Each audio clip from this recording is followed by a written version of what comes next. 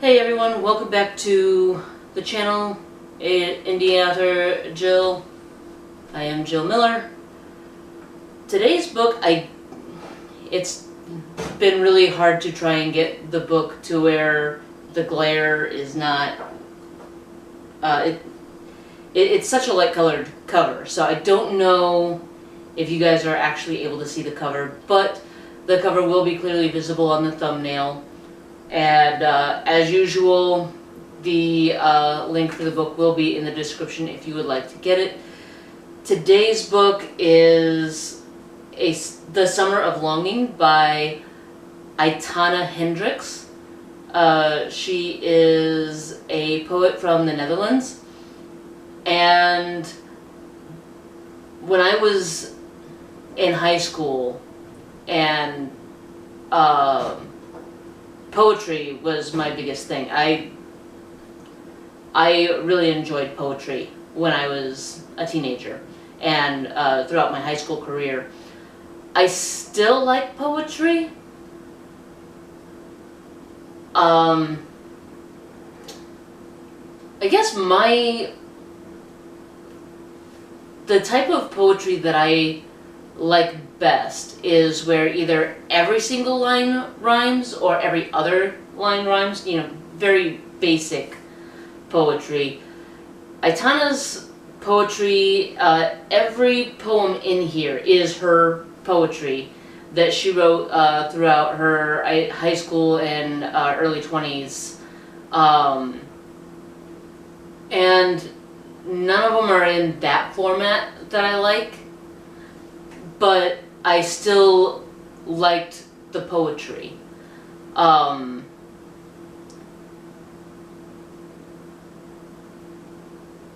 It's what I struggled with at first was some of the poetry is like very fragmented, and what was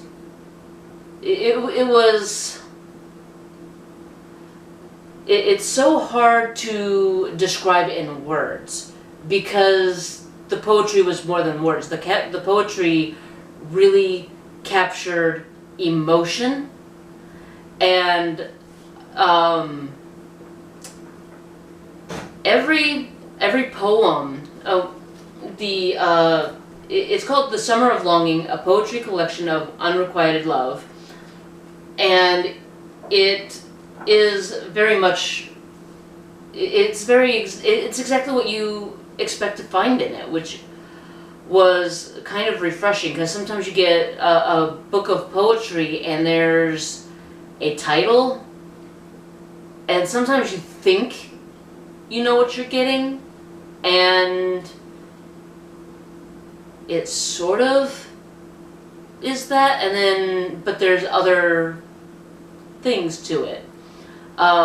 With Aitana's book, The Summer of Longing, it's very clear what you're getting, and she doesn't disappoint. Every poem in there covers some aspect of the tumultuous journey a person goes on when trying to find their forever love. And it didn't resonate with my current season of life because I'm in a season of life where I have found my forever love, and I am currently in that relationship and loving that relationship. But it's definitely something that resonates with people who are currently in that season of life of you're still looking for the right person, and every person that you catch feelings for, you're in that kind of limbo of you're not sure if this is the right person, or was that the right person.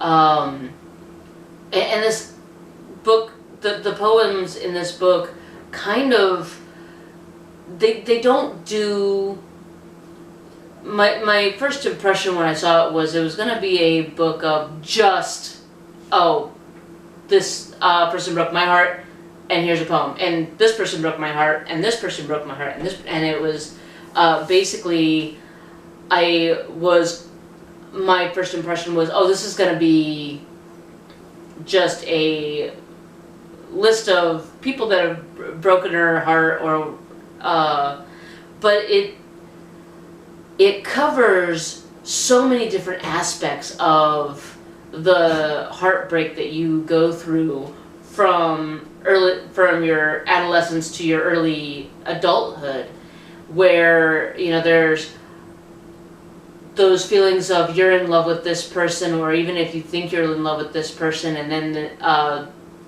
you get into a relationship and you break up and you thought it was going to be forever, but it turns out it's just this is just this relationship for now. There's poems that represent the one-sided relationship, where you're in a relationship and you yourself feel like, this is my relationship, this is my forever love, and then the whole time they're like, yeah, this is not a forever thing for me, this is just a for now thing for me, and then you find that out later. Or there's poems where it's, you admire someone from afar and you're like, oh, I love that person and I love everything about that person, and you don't want to tell them. Excuse me. You don't want to tell them because you're afraid of getting that fear of rejection lingers. So there's always that, what might have been, you know, if I had just said something, would that have made a difference?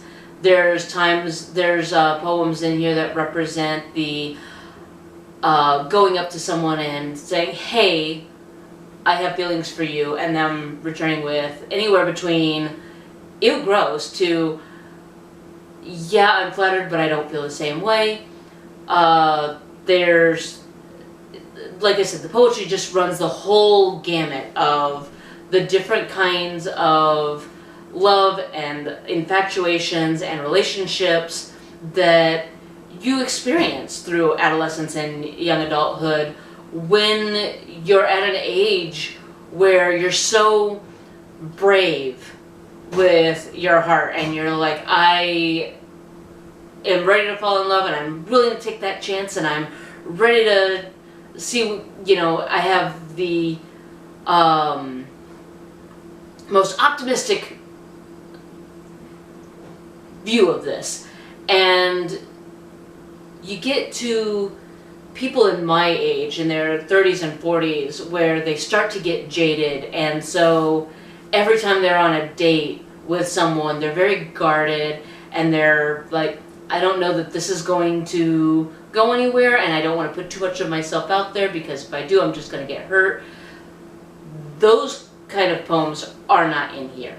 These are poems of a brave heart who has thrown themselves into every feeling of love and infatuation, of I'm willing to take that chance, I'm willing to take that risk, I will give everything to this feeling or this relationship, and they keep getting, okay, well, this wasn't the right one, and this wasn't the right one, and that one never liked me in the first place. I don't know what made me think that he did, but he was cute, and he was nice.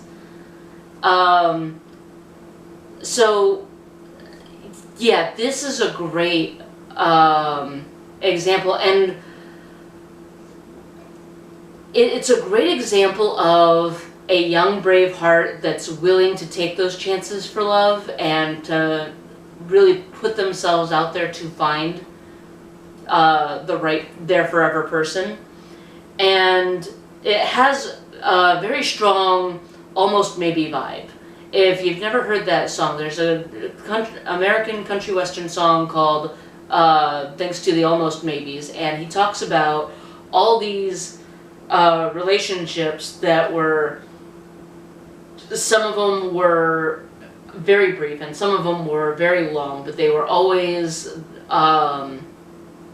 the wrong one, the one that he almost married, and the one that he thought he was going to be forever with, and she completely broke his heart, and he was like, I'm never going to recover from this, but he did eventually recover from that, and he gets to as he's going through the song, what he's saying is that if it weren't for all of those almost maybe loves, he wouldn't be in the permanent love that he's in now.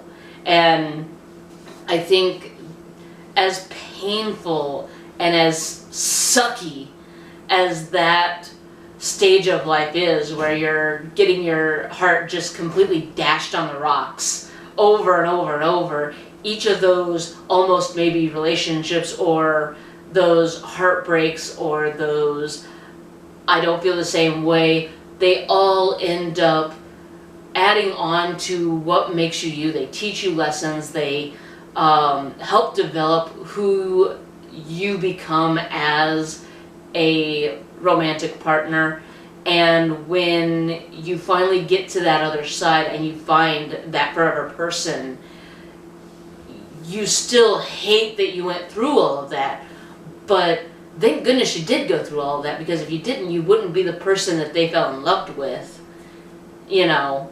I would say, for me, I have a hard time taking anything seriously, and I don't like being in heavy, uncomfortable moments for too long, and these poems, they're, like I said, they're all rooted in that stage of life where you're with the wrong relationship, but maybe you don't know it's the wrong relationship. It's in that heartbreak season of life. And I think a lot of poetry books that are kind of in the same place as this book, they would kind of add a couple of poems every once in a while to lighten it, so that it's not all so heavy. And so there would be some like lighthearted, humorous poems, still in the breakup and broken-hearted realm, but not they would be lighthearted. They would almost be making fun of that. Although I will say that there were three poems that did make me laugh, even though they weren't necessarily, they weren't, I don't think, supposed to be funny, but because of the relationship experiences I've had, they were. One was The Sound, where she talks about, I still love the sound of your music, but I can no longer stand the sound of your voice. I have dated musicians, and there are some of them that I could listen to them sing all day long. I don't necessarily want to hear them speak. On the other hand, I've dated musicians where they have a pleasant voice, and the relationship didn't end so badly that they annoy me when they speak. And then, yeah, I don't know, like I said, it's one of those things where she sums it up so well in the poem, and it's a very, very small poem. It's what she calls a monostitch. But it's such a short poem, but it sums up that whole feeling of, there are things I like about you, but could you stop talking? You know, very well. Almost also made me laugh. During my dating time, I was on all the dating apps, and there were times when it's like, you're dating someone and you're just like, you know, maybe Tinder's not so bad. And maybe I know there's some weirdos on there, and I know there's some crazies that I, like, Tinder is one of those apps that drove me insane during my dating season that I would delete it, and then I would get back later on. I'd be like, I'm going to get back on Tinder because the people in the real world are just as crazy as the people in the dating online world.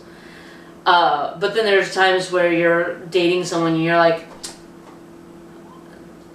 I would almost prefer the weirdos online, honestly. Thanks for wasting my time. And then contrition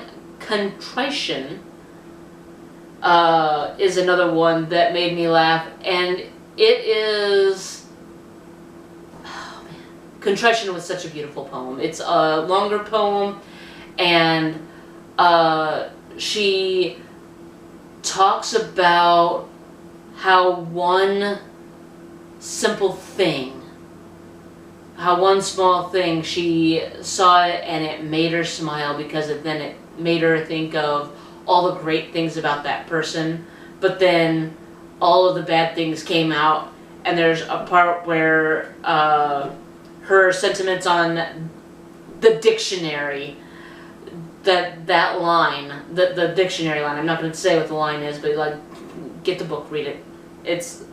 It made me laugh.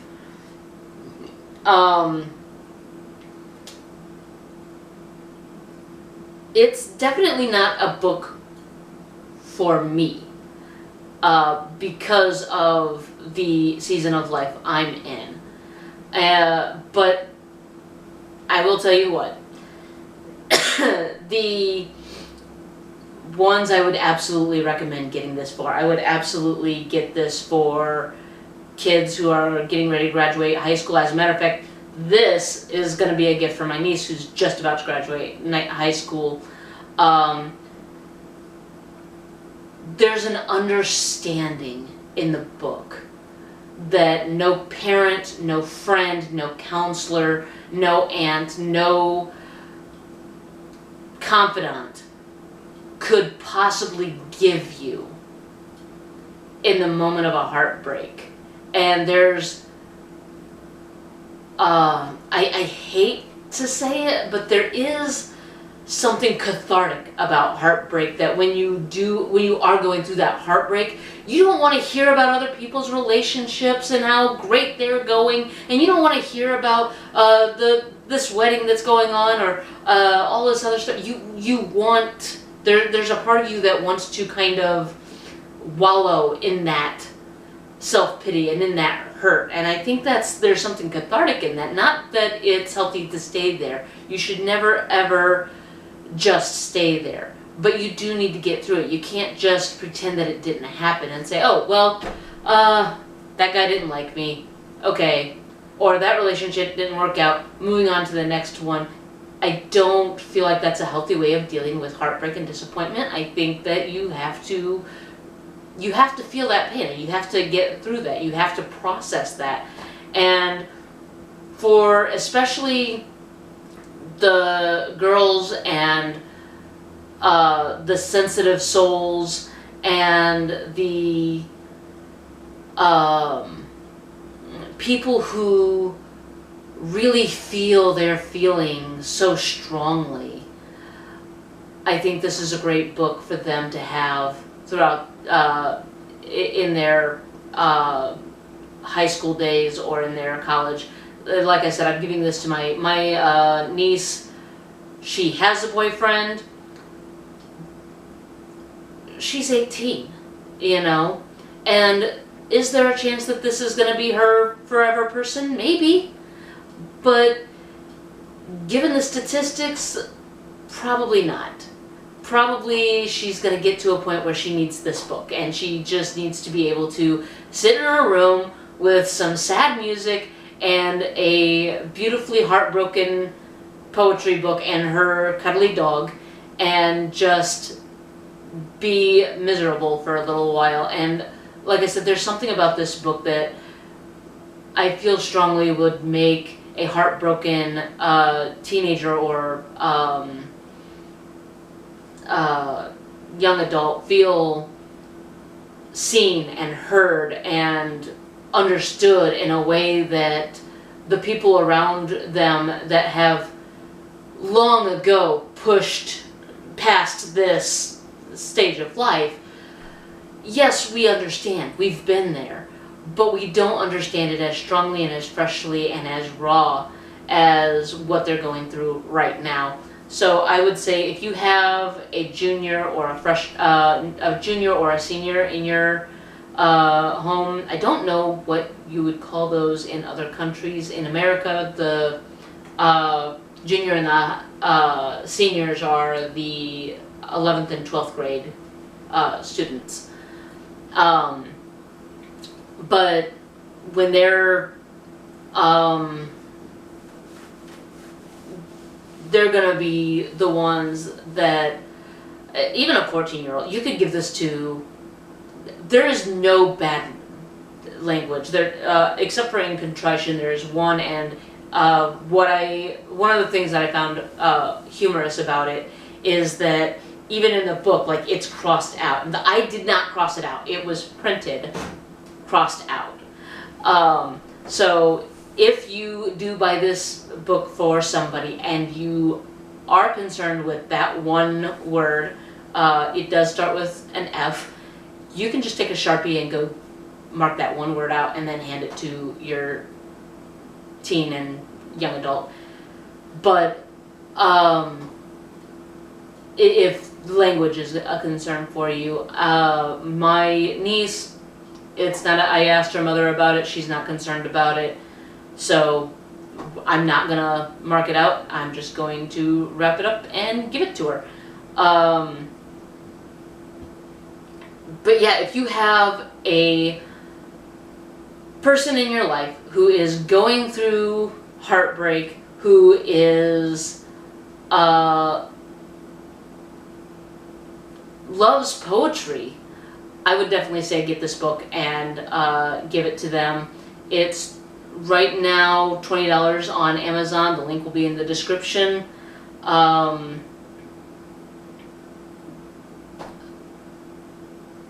Yeah, I didn't expect to like the book as much as I did, because I'm not really interested in poetry as much as I used to be. Because like I said, I loved it when I was a kid. When I was a teenager, when I was in my 20s, poetry was my whole thing. But even though it's no longer as much my thing as it used to be, I still like this book. So yeah, go get it. Like I said, the link will be in the description below. You can get one of my books if you're interested in middle grade fiction fantasy that's got a Disney meets Goosebumps vibe. The link to that will be in the description. And if you are a self-published author and you want me to read your book and review it here on the channel, you can send it to me at Jill Miller, P.O. Box 40, Limestone, Tennessee 37681. The address will be in the description below as well. Until then, guys, I will see you next time. I don't have the book that I'm reading now, what my friends have affectionately called the dictionary. She thick. But hopefully, I'm about a quarter of the way through that one, so hopefully that'll be next. If not, the next one will be this one, the Under the Surface by Diana Urban. Until then, I will see you later. Go buy Aitana.